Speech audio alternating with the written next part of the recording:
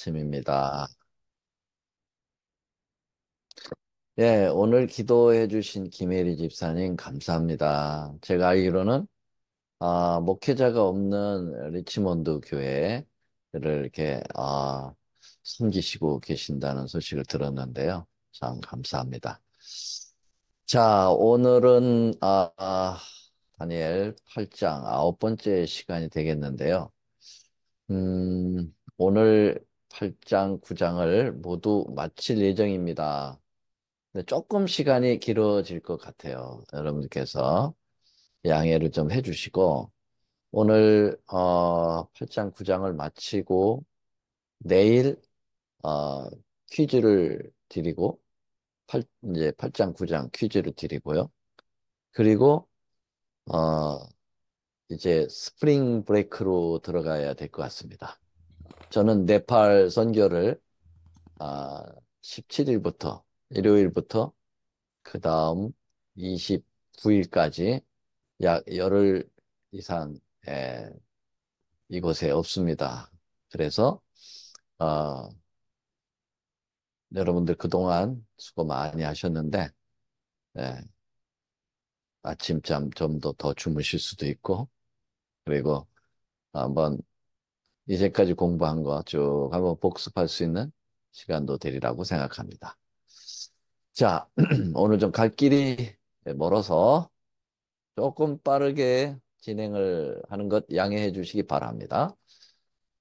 다니엘 8장 14절 같이 읽어보죠. 시작. 그가 내게 이르되 2300주야까지니 그때 성소가 정결함을 입으리라 하였느니라. 70일에서부터 이제 그 기산점이 우리가 그 하나님의 은혜로 발견하게 되죠. 그래서 주전 457년부터 2300년을 더하면 1843이 나옵니다. 그런데 거기다가 플러스 1을 해야 되는 이유는 영년이 있다고 그랬어요. 그래서 1844년이 2300주야가 마치는 해가 됩니다. 자, 그러면은 요렇게 보면은 어떨까요? 네. 그 34년까지 70일에까지는 유대인의 언약 기간이고요. 1844년까지는 우리 그리스도인의 그러한 시간이라고 보면은 1844년서부터 재림 때까지는 남은 교회에 대한 특별한 섭리의 기간입니다. 물론 모든 하나님의 백성들이 여기에 다 자격이 되죠. 자, 예수님이 그 첫째 칸 하늘 봉사를 31년서부터 시작을 하게 되고요. 그 다음에 두 번째 칸 하늘 지성소에 대한 그 성소 정결 작업이 1844년서부터 시작된다고 보시면 되겠습니다.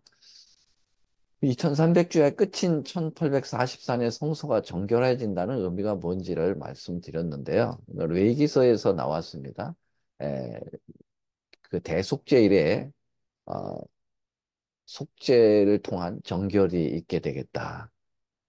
그래서 이 성소 정결에 대한 언급이 대속죄일 때 이루어진다고 하는 사실을 우리에게 보여주고 있는데요. 그렇다고 하면 성소에 대한 나름대로의 기본 상식이 필요하다고 말씀드렸어요. 그래서 이 성소에 관하여 설명을 어제 쭉 드렸는데요. 바로 요 지성소에서 이루어지는 성소 정결 작업 여러분들이 꼭 기억하셔야 되겠는데요. 자, 이 성소에서는 제사가 여러 가지 제사가 있는데 대표적인 두 가지 제사를 말씀드리면요. 매일 드리는 제사와 매년 드리는 제사가 있습니다. 매일 드리는 제사는 상번제, 속죄제가 있고요.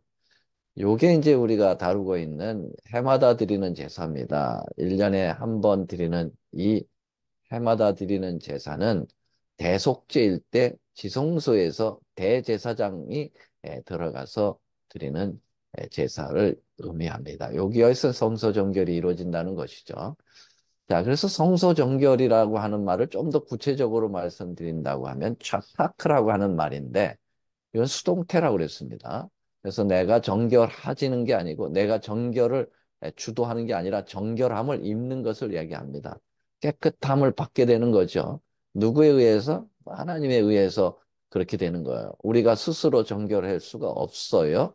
죄인이 죄를 해결할 수 없습니다. 죄 없는 하나님이 죄를 해결해 주시는 일이 바로 도말, 완전히 끝낸다라는 말이에요. 의롭다고 완전히 선언되는 그 상태를 의미한다고 말씀을 드렸습니다.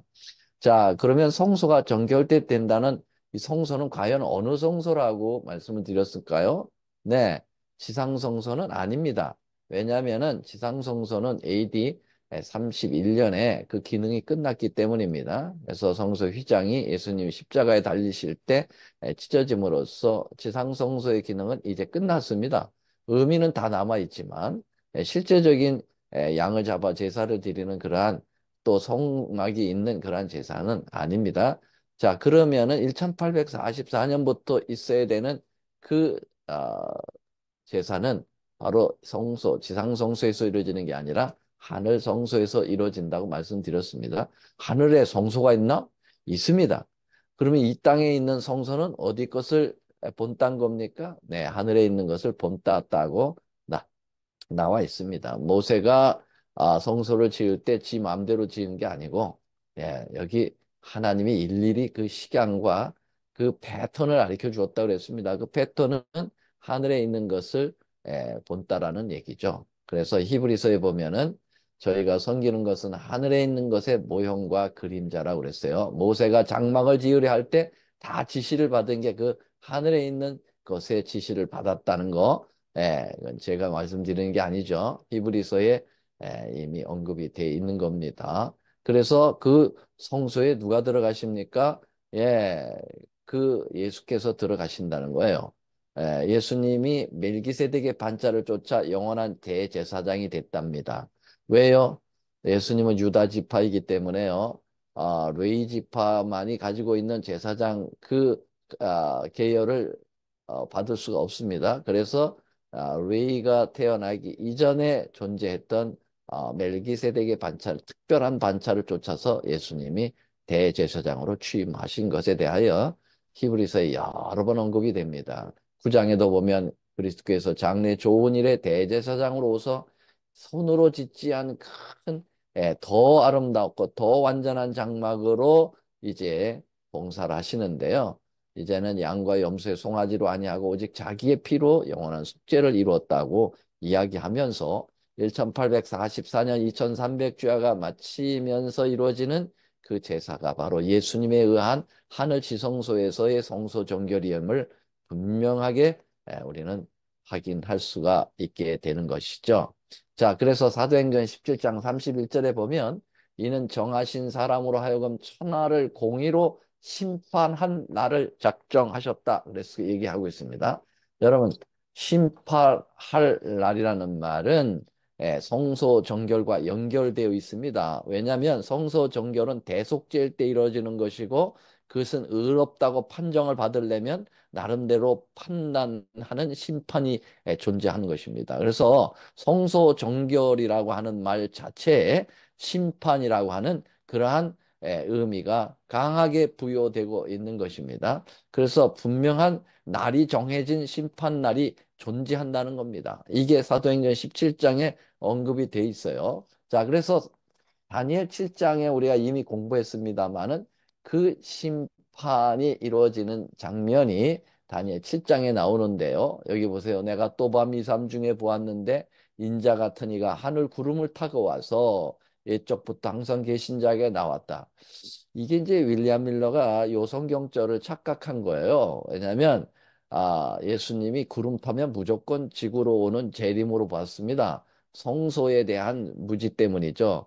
에, 윌리엄 밀러가 평신도였고요. 성소에 대하여 그때 당시에 교회가 성소에 대한 그러한 빛이 별로 없었습니다. 아는 사람들이 별로 없었어요. 그래서 윌리엄 밀러는 이것을 재림으로 보았는데요. 재림이 아니고 바로 첫째 칸에서 두째 칸으로 옮겨가는 예수님이 조사 심판을 위한 다시 말하면 성서 정결을 위한 그러한 공간 이동의 모습을 보여주고 있는 것입니다. 자, 그래서 다니엘 7장 9절에 보았습니다. 내가 보았는데 왕자가 놓이고 이쪽부터 항상 계신 자가 자정하여 계신데 하나님 아버지가 자정하여 계시죠. 왜요?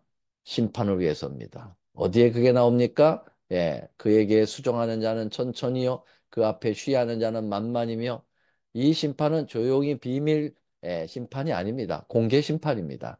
여기 천천만만을 쉬하는 자들은 누굽니까? 천사들입니다.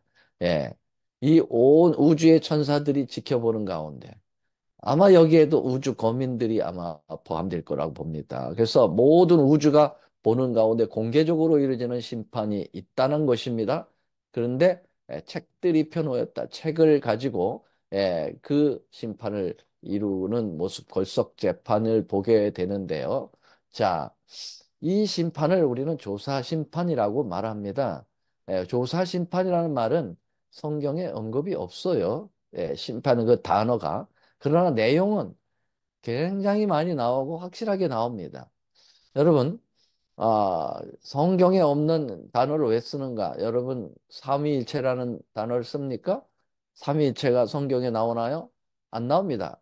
그러나 삼위일체라고 하는 단어를 우리가 사용하는 이유는 그러한 내용은 성경에 다분히 많이 나오기 때문에 그런 단어를 쓰는 것입니다.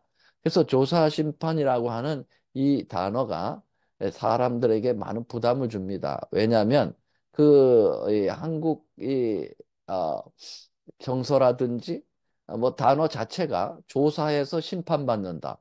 굉장히 우리는 재판하면은 아, 굉장히 그 부담스럽습니다. 재판 자체가. 근데 거기다 조사까지 붙이니까 상당히 부정적 의미를 가지고 있어서 이 조사 심판이 에, 그 언급을 하면 이것을 어, 이단적 요소로 이렇게 보면서 조사 심판 때문에 아, 재림교회가 이단이다라고 판정을 하는 사람들이 참 있어요. 일반 평신도들은 이 조사 심판이 뭔지도 알지도 못하지만 지도자들, 일반 개신교의 지도자들은 아, 조사 심판에 대하여 정확하게 알지 못하면서 판단하는 것입니다. 정죄하고 있어요, 오히려. 자, 이 죄를 조사하여 정죄하는 심판이라고 생각하기 때문인데요. 그러나 1844년 2300주야에서부터 시작되는 이 성소 정결은 죄를 조사해서 정죄하려는 심판이 아니라 예수님의 속죄로 인해서 우리의 죄가 도말되어서 우리가 구원받는 자라는 선언을 온 우주에 선포하는 그러한 심판이기 때문에 이것은 저주가 아니라 이것은 복음이라고 볼 수가 있게 되는데요. 자, 그러면 이제부터 우리는 그 조사 심판이 죄를 정죄하는 저주의 심판인지 아니면 죄가 해결되는 복음인지를 좀 더 알아보면서 2300주야의 대단원의 막을 내리려고 하는 것입니다. 자, 조사 심판이 복음인 이유 네 가지를 여러분들에게 말씀드리고 싶네요. 자, 조사 심판이 복음인 이유 그 첫 번째는 하나님의 백성들만을 위한 심판이 되기 때문에 복음이라는 것입니다. 하나님의 백성들을 구원시키기 위한 것. 재판이라고 해서 여러분 모두가 심판이라고 해서 모두가 두렵고 피하고 싶은 것입니까? 아닙니다. 여러분, 죄인은 피하고 싶겠죠. 왜냐하면 정죄를 받으니까요. 그러나 억울한 사람은 재판을 통하여 자기의 죄 없음을 입증받아야 하고 보상받아야 하기 때문에 재판을 기다리는 겁니다. 그 재판이 없이 계속 정죄를 받으니까요. 그러니까 이 조사 심판 자체가 하나님의 참 백성들에게 구원을 확정시켜 주기 위한 심판이기 때문에 복음이 아닐 수가 없는 겁니다. 마치 미국 시민권을 받기 위하여 재판정으로 나오라는 기별과 같은 것입니다. 예. 그래서 하늘 시민권을 주기 위한 심판이라면 이것만큼 큰 복음이 어디에 있겠습니까? 자, 그래서 베드로전서 4장 17절에는 이런 말씀이 있습니다. 하나님의 집에서 심판을 시작할 때가 되었나니 만일 우리에게 먼저 하면 여기 보니까 하나님의 집이라는 말은 하나님의 그 성소의 그 하나님의 백성들을 위한 심판이죠. 예, 그래서 하나님의 백성들이 하나님의 그리스도인들이 먼저 심판을 받을 때가 온다라는 얘기입니다. 그래서 여러분 그 성경에 나오는 심판은 어, 두 가지 조사 심판이 있습니다. 하나는 성도들을 위한 심판이 있고요. 하나는 죄인들을 위한 조사 심판이 있습니다. 이 기간이 달라요. 먼저 하나님의 백성들이 심판을 한다고 성경이 이렇게 나오고 있는 겁니다. 악인들의 심판, 죄인들의 심판은 천년기 후에 천년기가 진행되는 동안에 있습니다. 예수님 재림하시고 하늘 우리가 올라갔을 때 하나님께서 그 천년 동안 우리에게 심판하는 권세를 주겠다고 말씀하셨습니다. 그래서 그것이 이제 요한계시록 20장에 언급이 되어 있어요. 그때 더 자세하게 말씀을 드리기로 하고요. 에스겔서에서도 보면은요, 예, 그 이마에 표를 하고 그 표 있는 자에게는 가까이 하지 말라고 하면서 어디서부터 시작이 되면 내 성소에서부터 시작할지라 그랬어요. 그래서 이 조사 심판은 하나님의 백성들만을 위한 심판이기 때문에 시민권을 주기 위한 거예요. 구원을 확정시켜 주기 위한 하나님을 믿고 있는 죄인들을 신원하기 위한 심판이다라고 보시면 되겠어요. 자, 각 시대 대쟁투라는 책 480쪽에는 이렇게 이야기하고 있습니다. 주님께서 이때의 조사 심판을 하시고 속죄의 은사를 입은 자격이 있는 모든 사람을 위하여 속죄 사업을 하게 된다. 상징적 의식에는 죄를 회개하고 고백함으로 하나님 앞에 나온 사람들, 곧 그들의 죄가 속죄 제물의 피를 통하여 성소로 옮겨진 자들만이 대속죄일의 봉사에 참여할 수 있었다. 그와 마찬가지로 마지막 대속죄와 조산 심판 날에는 바로 하늘에서 이루어지는 거죠. 날에는 하나님의 백성이라고 공언하는 사람들의 사건만을 다루게 된다고 그랬어요. 맞죠? 그러면서 이 책은 하나님의 집에서 심판하실 때가 시작될 때가 되었다라고 하는 베드로전서 4장 17절을 인용하고 있는 것이 틀림없습니다. 자, 그러면요.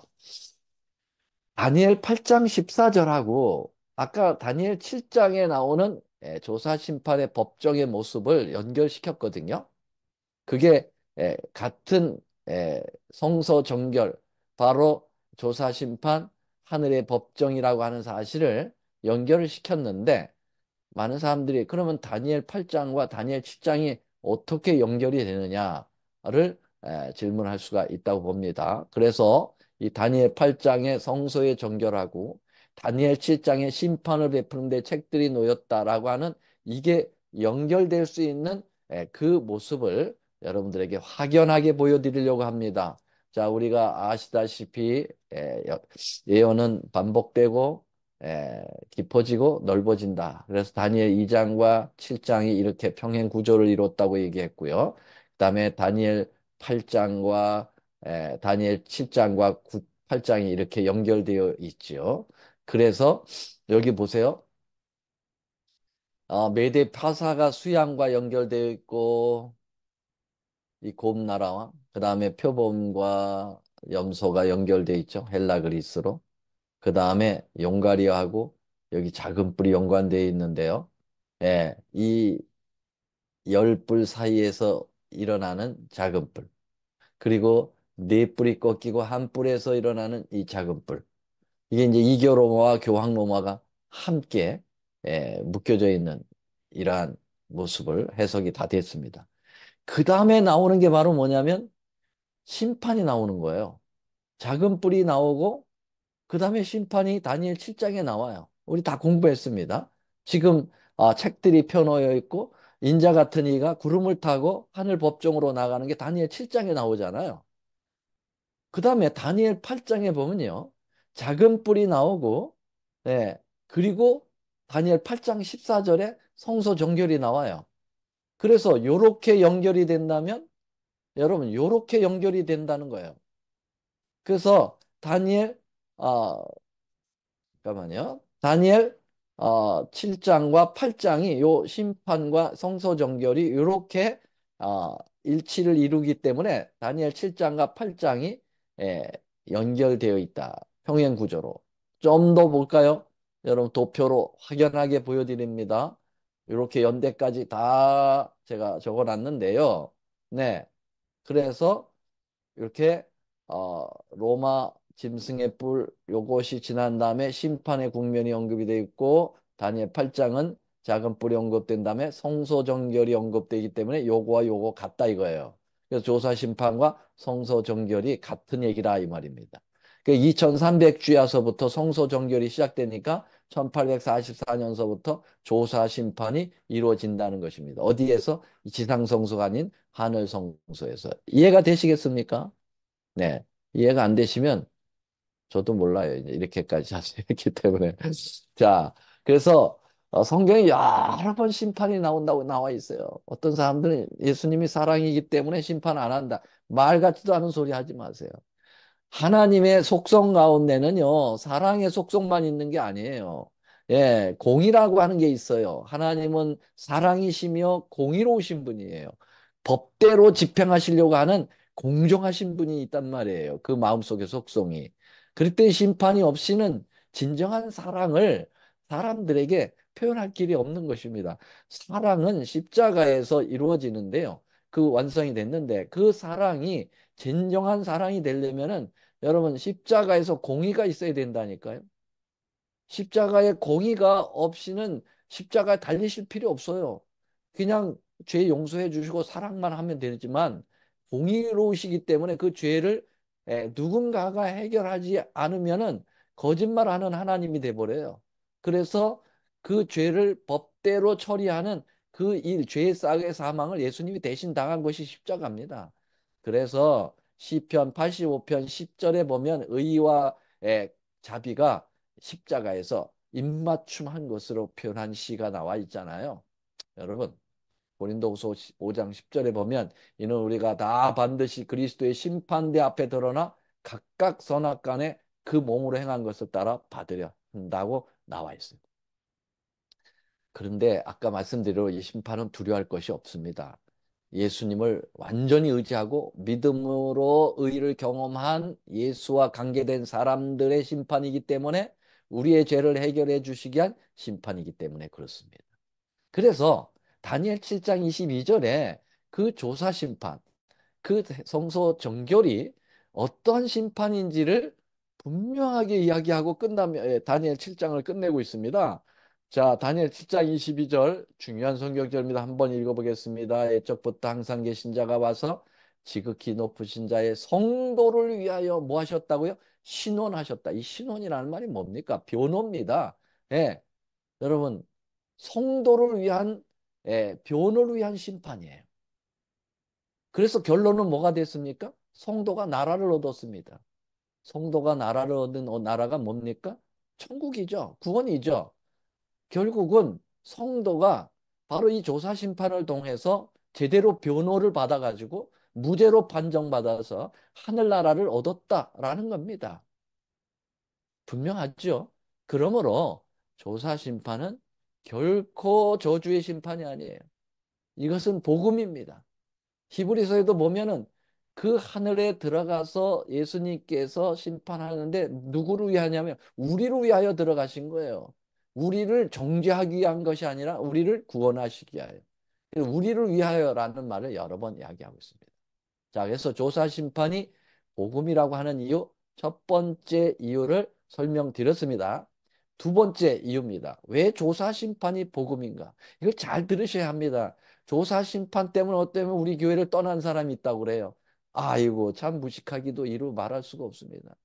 여러분, 조사 심판 때문에 이 교회가 남은 교회가 진짜 교회인 것을 여러분 확인해야 합니다. 이 복음을 모르고 떠나다니. 답답한 노릇이죠. 자, 심판하시는 분이 예수님이십니다. 조사 심판. 이게 무슨 소린가? 자, 여러분 잘 들으시기 바랍니다. 조사 심판의 구성은 어떻게 되는가 보죠. 일반 우리가 살고 있는 이 땅의 심판의 구조를 보면은 이해할 수 있습니다. 자, 피고는 누굴까요? 심판이 벌어지는 피고가 있기 때문입니다. 피고는 죄인인 우리가 피고가 되겠죠. 증인이 누굽니까? 아까 얘기한 천사들과 우주 거민들입니다. 그러면 검사는 누굽니까? 죄를 정죄하는 그러한 기능을 가진 율법입니다. 하나님의 율법은 두 가지 얼굴을 가지고 있어요.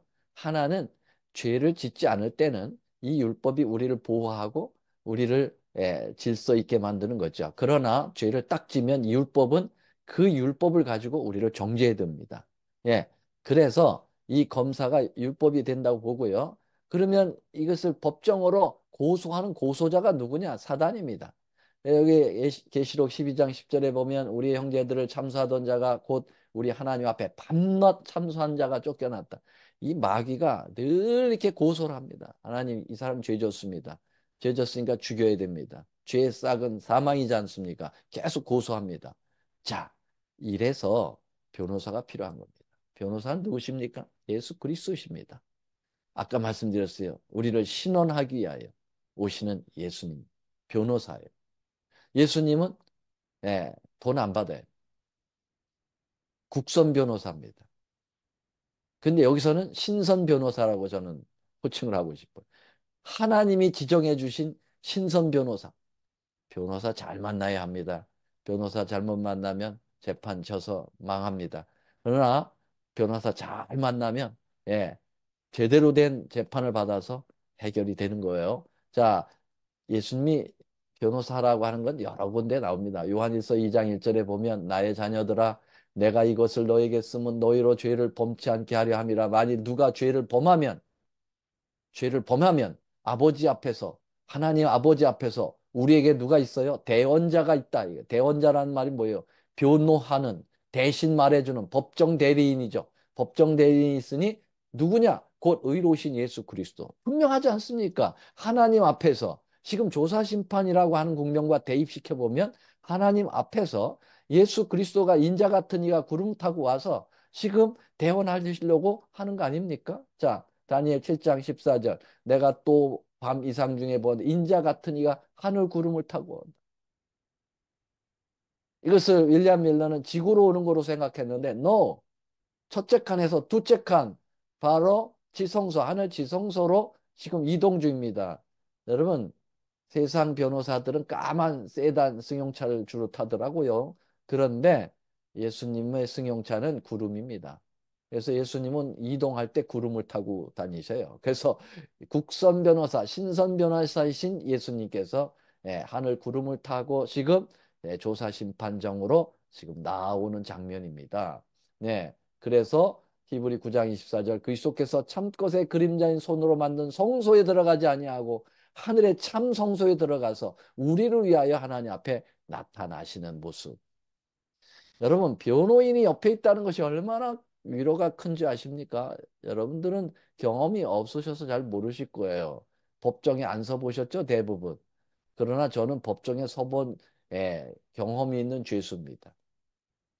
제가 젊었을 때, 지금도 젊지만, 오토바이 무면허로, 어, 그때 단속 기간에 걸려가지고, 수원 지방법원까지 끌려가서 즉석 재판을 받았습니다. 피고라는 소리 처음 들어봤어요. 근데 변호인이 없어요. 이 즉석 재판은 변호인이 없어. 네. 얼마나 생소하고 겁이 나는지 말이죠. 그 낯선 법에 무지한 내가 누가 나를 대신에 얘기해 줄 사람이 있으면 하는 간절한 바람이 있었던 기억이 납니다. 아, 변호사 진짜 중요한 거예요. 자, 근데 예수님이 우리의 변호사예요. 얼마나 든든합니까? 여러분. 자, 그런데요. 재밌는 것은 재판장은 누굴까요, 그러면? 우리가 피고, 우리 증인, 천천만의 천사, 우주 거민들, 검사, 율법, 고소자, 사단, 변호사, 우리 예수님.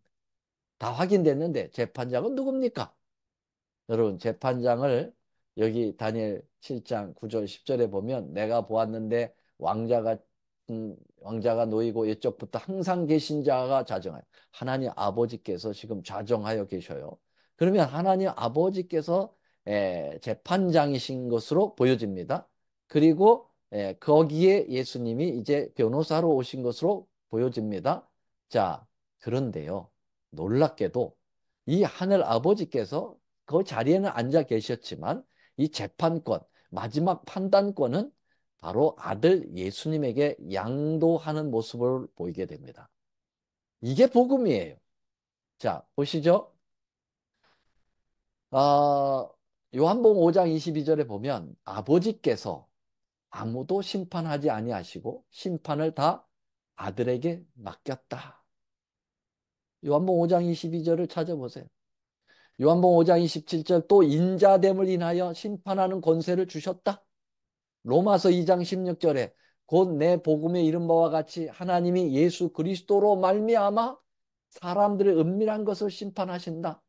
하나님께서 본인이 심판하지 않고 예수 그리스도를 통하여 사람들의 은밀한 것을 심판하신다. 얼마나 분명합니까? 여러분, 놀랍죠?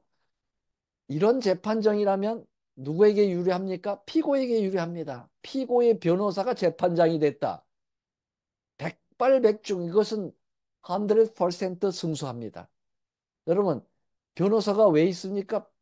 피고의 죄를 변호해 주면서 죄 없다고 계속 호소하는 거 아닙니까? 그런데 재판장이 그 변호사라면 당연히 여러분 무죄죠. 이게 복음입니다. 자, 좀 더 구체적으로 예언의 신 원고 39쪽 1898년에 인간으로서 고난당한 사람들 중에 왕이 온 세상에 재판장이 되어야 한다는 것이 하나님의 구상이다. 여러분, 인간으로서 고난당한 사람들 중에 왕이 누굽니까? 예수님입니다. 그 예수님이 재판장이 되어야 된다는 그 구상이 하나님 아버지 구상이라는 거예요.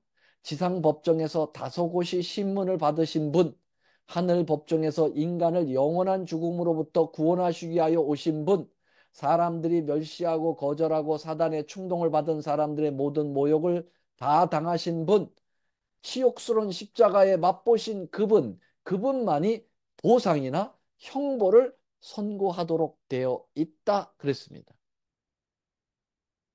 얼마나 놀라운 일입니까? 자, 예를 하나 들어보겠습니다. 제가 사랑하는 제 중마고 친구가 있습니다. 그 친구하고 제가 아주 어려서부터 너무너무 친한 친구예요. 그런데 그 친구는 공부를 잘해가지고 법관이 됐어요. 저는 날라리라 네, 장난을 치고 맨날 말썽 피다가 결국은 조폭의 한 일원이 됐습니다. 죄를 저질렀습니다. 즉결 심판장으로 끌려갔습니다. 그런데 그 법정에 법관으로 들어오는 친구가 사랑하는 제 친구였어요. 그 얘기한 그 친구. 야, 그 친구가 법관이 됐다는 소식을 들었는데 제 앞에 나타난 겁니다. 저는 어떻게 했습니까? 야, 살았다. 내 친구가 법관이잖아. 그런데 이 친구가 말이죠. 안면을 완전히 몰수하고 저한테 죄를 정죄하는 겁니다. 너 어디서 무슨 죄를 졌지? 너 사실심리 조사 심판을 하는 겁니다. 그래서 뭐 당연히 그것이 이제 걸려 들어왔기 때문에 다 고백을 할 수밖에 없었습니다. 그렇다고. 그랬더니 벌금형을 때리는데 1억을 때리는 거예요. 똑같은 상황처럼 모든 죄인들이 다루는 모습처럼 내 친구가 예, 나 둘도 없는 그 친구가 내 생각으로는 더 많은 형을 때린 것 같아요. 1억을 때렸어요. 그래서 제가 어떻게 했겠습니까? 너는 이제 나하고 끝이다. 넌 내 친구가 아니야. 예, 그렇게 생각을 하고 있었죠. 법정이 끝났습니다. 그런데 법관이 등장하는 분이 아니라 그 밑에 죄수가 있는 문을 열고 들어오는 사람이 있었는데 내 사랑하는 그 법관 친구였습니다. 법복을 벗어버렸습니다. 그리고서 와서 내게 악수를 청하면서 너 속상했지, 섭섭했지. 야, 이 친구야, 걱정하지 마. 너 1억 때린 거 내가 다 물고 왔다. 여러분, 죄는 제가 저질렀어. 그런데 그 법관이 내 죄값을 다 치르고 너 무죄야. 예. 이제부터는 내가 그 값을 다 치렀으니까 오케이, 자유. 예. 여러분, 이게 조사 심판이에요. 여러분, 우리는 엄청난 죄를 졌지만은 죽을 수밖에 없는 죄를 졌지만 예수님이 그 죄를 대신해서 내가 죽었다. 그러면 죗값이 다 갚아졌으니까 이 사람 무죄입니다. 라고 변호할 뿐만 아니라 선언해 주신 거예요. 이래도 조사 심판이 복음이 아닙니까? 자, 세 번째. 조사 심판의 복음인 이유 세 번째. 마태복음 22장의 예수의 비유에서 확인할 수 있습니다. 여러분, 조사 심판이 없다고 하는 말은 굉장히 무식한 말입니다. 왜냐하면 예수님이 비유 가운데 조사 심판에 대한 분명한 언급을 했어요. 조사 심판이라는 말은 없어도 그 모습은 완전히 조사 심판의 모습이 보여요. 이 마태복음 22장에 비유가 나오는데요. 이거 다 지금 제가 읽어드릴 수 없고요. 설명만 간단히 드리겠습니다. 한 임금이 있었습니다. 그리고 그 임금에게는 하나밖에 없는 아들 있었습니다. 왕자죠. 근데 왕자를 결혼시키게 됩니다. 리셉션이 열리게 되죠. 예. 그런데 이제 화객이 있어야 되겠어요. 그래서 종들을 보내서 사람들 청해가라고 오라고 그랬어요. 그래서 종들이 나갔습니다. 그랬더니 다 핑계대고 안 오는 거예요. 그래서 거기까지 좋은데 이 사람들이 에, 잡아 죽여 종들을 능히 잡아 죽이는 거예요. 이게 말이 됩니까? 임금이 보낸 종을 잡아 죽여 안 오면 안 왔지 왜 잡아 죽여? 그래서 임금이 노하여 군대를 보내서 그들을 진멸합니다. 그리고는 다시 보냅니다. 다시 보내서 이제 길거리에 만나는 그런 사람들 그 아주 안 오는 사람 말고 아주 불쌍하고 가난하고 이 거지들 핸디캡까지 이런 사람들 데려오라고 그랬어요. 이 사람들이 왔습니다.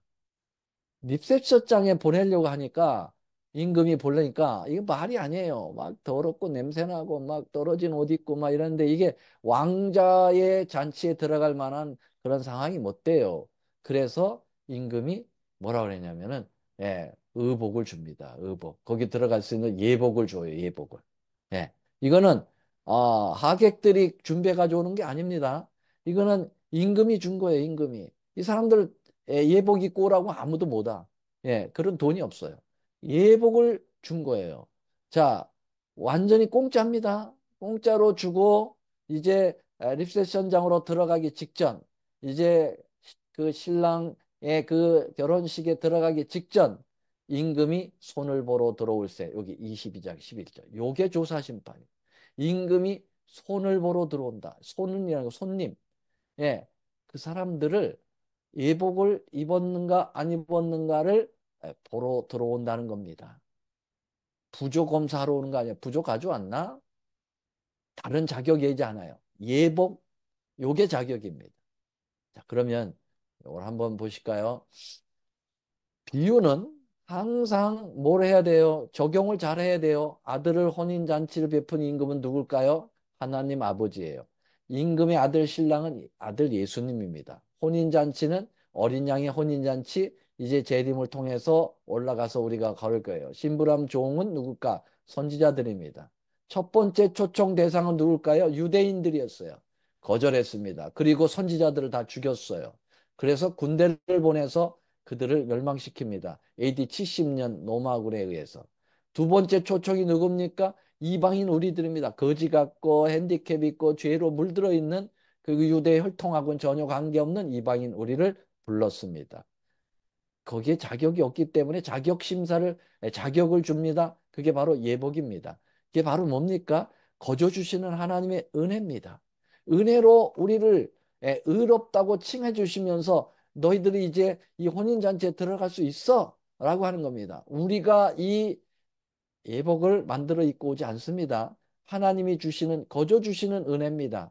여러분 에베소 2장 8절에 보면 우리가 믿음으로 말미암는 의로 구원을 얻었나니 이제 이것은 우리에게서 난 것이 아니요 하나님께서 난 것이니 너희들에게 주는 선물이라고 얘기해요. 프리젠트입니다. 선물입니다.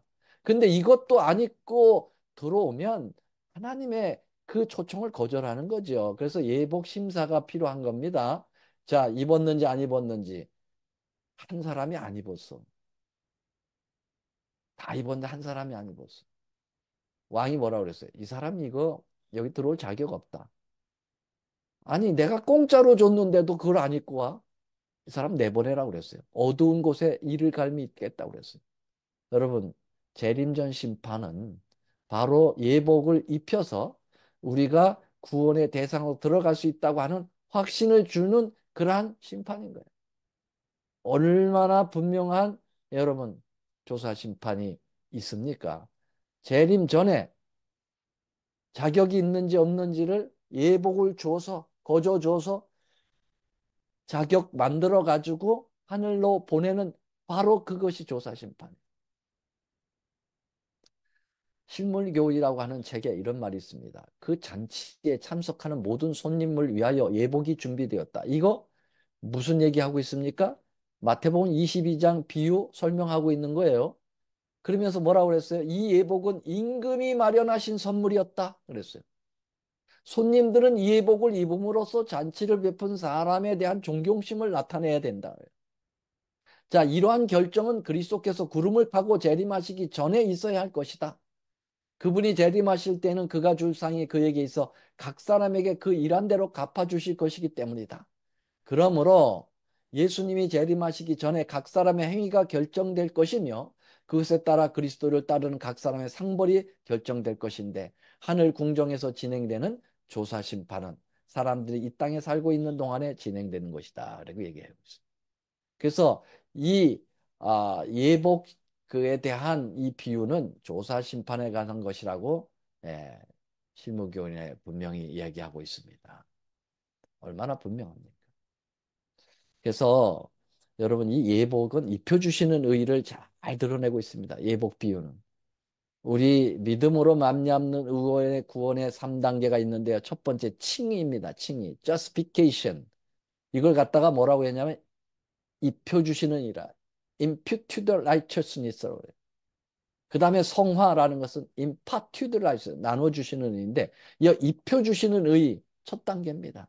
여러분 탕자가 아버지 곁을 떠나서 창기들과 놀아나고 돈 다 탕진하고 아버지께 돌아옵니다. 아버지는 그 엄청난 죄를 지은 아들 먼저 보고 달려가서 안아, 안아주고 제일 먼저 한 게 예복 갖다 입혀줍니다. 예, 제일 좋은 옷 입혀주라고. 그게 바로 imputed righteousness. 전혀 아들로서 자격이 없고 죄만 지고 거지 상태로 돌아오는 아들을 죄 없다라고 인정을 해주면서 자기의 가장 좋은 옷을 입혀주는 거예요. 이게 칭이 아닙니까? 이게 조사심판 때 이루어지는 겁니다. 이 옷을 만드는 것은 하나님이 전적인 그리스도의 피로 만든 옷이에요.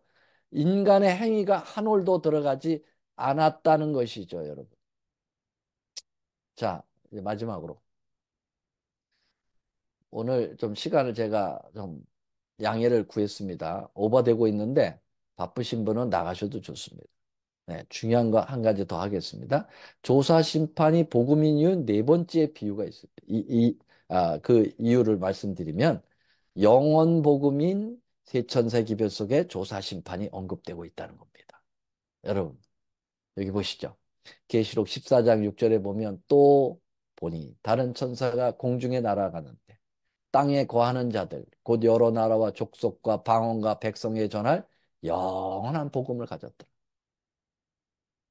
계시록을 이제 앞으로 공부하겠습니다만은 계시록 14장에는 계시록의 가장 중요한 가장 한 복판이라고 볼 수 있겠어요. 세천세 기별이 나옵니다. 14장 6절은 세천세 기별의 서론이고요. 7절은 첫째 천세 기별, 8절은 둘째 천세 기별. 그 다음에 9절서부터 12절까지는 셋째 천세 기별입니다. 자, 그래서 이 서론에 뭐라고 나오냐? 영원한 복음을 가졌다 이거예요. 천사들이 공중에 날아가면 영원한 복음. Forever Gospel이에요. 이 단어는 딱 여기 한 번 나옵니다. 세 천사 기별이 복음이라는 거예요. 영원한 복음. 네, 첫째 천사 기별 볼까요? 여기 첫째 천사 기별 보면 14장 7절이죠. 그가 큰 음성으로 가로되 하나님을 두려워하며 그에게 영광을 돌리라. 이는 그의 심판하실 시간. 심판이 나옵니다. 첫째 천사 기별에 첫 복판에 심판이라는 게 나와요. 여러분. 그래서 이 심판이 바로 무슨 심판일까요? 이게 바로 조사 심판입니다. 심판하실 때가 이르렀다. 예수님 재림 전에 조사 심판이 이르러 오는 것을 이야기하고 있는 거예요. 여러분, 여기 각시대 대쟁투 423쪽에 이렇게 돼 있어요. 2300주야까지니 그때 성소가 정결함을 입으리라고 한 다니엘 8장 14절의 예언과 하나님을 두려워하며 그에게 영광을 돌리라 하는 이 그의 심판하실 시간이 이렇음이라고 한 첫째 선서의 기별이 다 같이 지성소 안에서의 그리스도의 봉사, 곧 조사 심판을 가리키는 것이다. 그렇게 나와 있어요. 그래서 여러분, 이 첫째 천사의 기별에 나오는 심판하실 때가 이르렀다는 것은 재림 때 하는 그러한 집행 심판이 아니고 그 전에 이루어지는 조사 심판이라고 분명하게 이야기하고 있어요. 근데 그것이 바로 영원한 복음이라는 것이죠.